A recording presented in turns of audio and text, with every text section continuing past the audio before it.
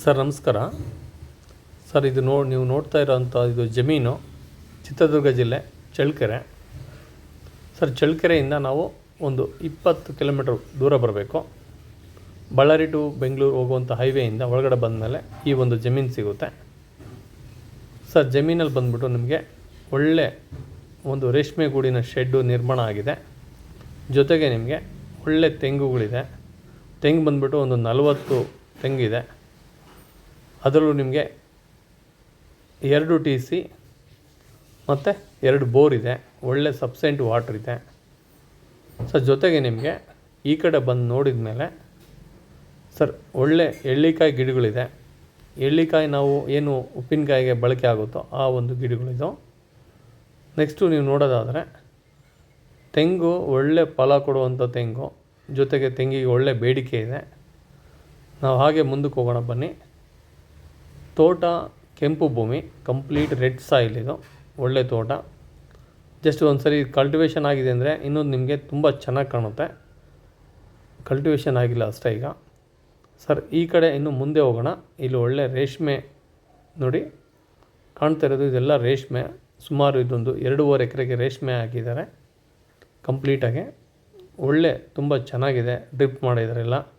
ಈ ರೇಷ್ಮೆ ಎಲೆಯಿಂದ ನಾವು ರೇಷ್ಮೆ ಗೂಡನ್ನು ಸಾಕಾಣಿಕೆ ಮಾಡ್ಬೋದು.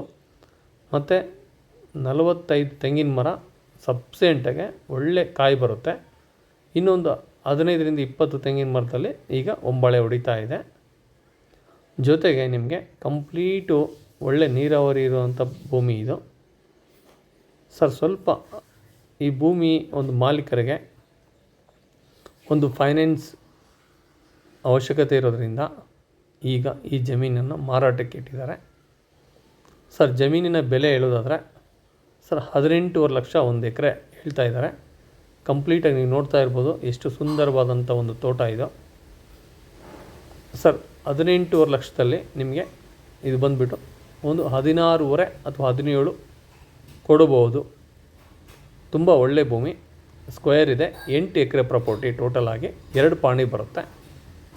ಸರ್ ಹೈವೇಯಿಂದ ಕೇವಲ ಒಂದು 3 ಕಿಲೋಮೀಟ್ರ್ ಒಳಗಡೆ ಬರಬೇಕು ಅಷ್ಟೇ. ಬಂದಮೇಲೆ ತಾರ್ ರೋಡಿಂದ 1 ಕಿಲೋಮೀಟ್ರ್ ನಾವು ನಕಾಶೆ ದಾರಿಯಲ್ಲಿ ಬರ್ತೀವಿ. ಆವಾಗ ಈ ಥರ ಭೂಮಿ ಸಿಗುತ್ತೆ ನಮಗೆ. ಸುತ್ತಲೂ ಒಳ್ಳೆ ತೋಟಗಳಿದೆ.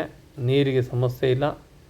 ಈ ಭೂಮಿಯಲ್ಲಿ ಮುಂಚೆ ಟೊಮೊಟೊ ಬೆಳೆ ಮಾಡಿದರು. ಪ್ಲಸ್ ನಿಮಗೊಂದು ರೂಮು ಸಹ ಇದೆ. ನೋಡಿ ಬೋರ್ ನೋಡ್ತಾ ಇರ್ಬೋದು ನೀವು.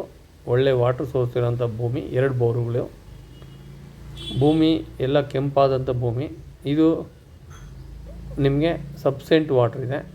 ಯಾವುದೇ ಥರ ಸಮಸ್ಯೆ ಇಲ್ಲ. ನೋಡಿ ಅಲ್ಲೇವರೆಗೂ ಅದೇನು ಕಾಣ್ತಿದೆ ನಿಮಗೆ ಅದು ರೇಷ್ಮೆ ಶೆಡ್ಡು.